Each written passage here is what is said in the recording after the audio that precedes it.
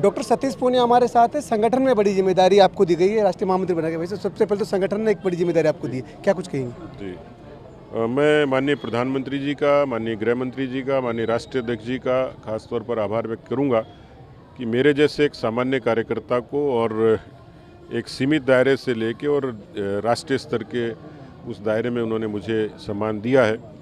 व्यक्तिगत तौर पर मेरा भी, परिवार का भी, लेकिन असंख्य कार्यकर्ताओं का जो मेरी तरह अपने जीवन को एक विद्यार्थी परिषद के कार्यकर्ता के रूप में शुरू करते हैं, फिर युवा मोर्चा, फिर पार्टी, तो मैं समझता हूं कि एक बड़ा सम्मान मुझे पार्टी ने दिया और मैं पार्टी की अपेक्षाओं को पूरा करने की भरपूर कोशिश करूंगा। वैसे पहले प्रदेश अध्यक्ष बीजेपी की, उसके बाद विधानसभा चुनाव हुए, उसमें निराशात लगी, एक मूवमेंट था आपका और उसके बाद हरियाणा की जिम्मेदारी दी गई। किस तरह से आप राजनीति में अपना एक वो मानते हो? क्या कुछ युवाओं के लिए संदेश है, उन नेताओं के लिए जो खासतौर से जल्दी हताश हो जाते हैं?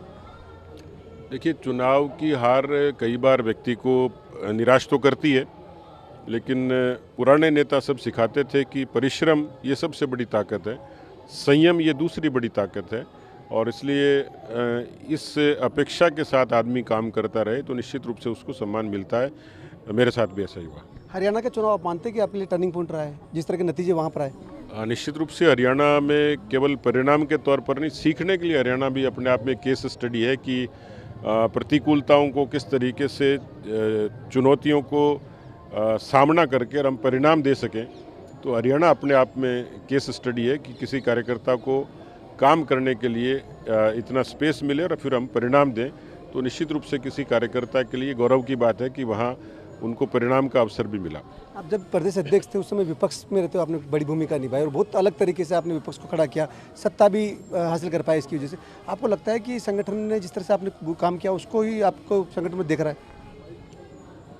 हम जब काम करते हैं तो प्रतिफल के साथ तो नहीं करते, न इसकी कंडीशन होती है, क्योंकि राजनीति और दलों की अपनी शर्तें होती है, उस पर काम करना होता है। लेकिन मेरे जैसे जिन कार्यकर्ताओं को भी देखेंगे तो उसमें एक बात तो स्पष्ट तौर पर नज़र आती है कि आपका परिश्रम और चुनौतियों से आप किस तरीके से रूबरू होते हो, यानी आपका संयम। बहुत सारे उतार चढ़ाव भी आए, जीवन में भी आए, राजनीतिक तौर पर भी आए, लेकिन कोशिश की कि शालीनता के साथ, शिद्दत के साथ और संयम के साथ उस समय को निकालें। ऐसा हुआ, पार्टी ने भरोसा किया, परिणाम दिया और पार्टी ने आज सम्मान दिया। वैसे आपने कहा डबल धमाके वाली बात थी, एक ही साल में राज्यसभा सांसद, फिर उसके बाद में पार्टी संगठन में बड़ी जिम्मेदारी। क्या माने कि राजस्थान में ओबीसी के रूप में बड़ा चेहरा है, जाट नेता के रूप में बड़ा चेहरा सतीश पूनिया हो गया? भारतीय जनता पार्टी जब कोई काम करती है तो हमारे एक शब्द इस्तेमाल करते हैं, सर्वस्पर्शी और सर्वव्यापी। हमें हर जगह जाना है और हर व्यक्ति तक पहुंचना है। उसकी जाति, पंथ, कौम, मजहब क्या है, इसकी अपेक्षा पार्टी कम करती है।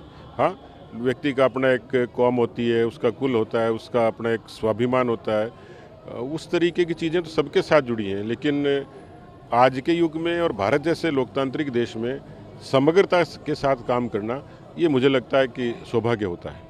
तो ये डॉक्टर सतीश पूनिया जिनको कि पार्टी ने बड़ी जिम्मेदारी दी है और उस जिम्मेदारी पर जो भी दिया है उस पर खरा उतरने का पूरा प्रयास करेंगे। इन्होंने कहा कि जो युवा नेता हैं, खासतौर से जो राजनीति में, उन्हें एक चीज़ सीखने की जरूरत है कि पार्टी के अंदर कभी भी गिव अप नहीं होना चाहिए, धैर्य रखना चाहिए और धैर्य का हरदम लाभ मिलता है। सहयोगी विजेंद्र के साथ जसवंत सिंह, ईटीवी भारत, जयपुर।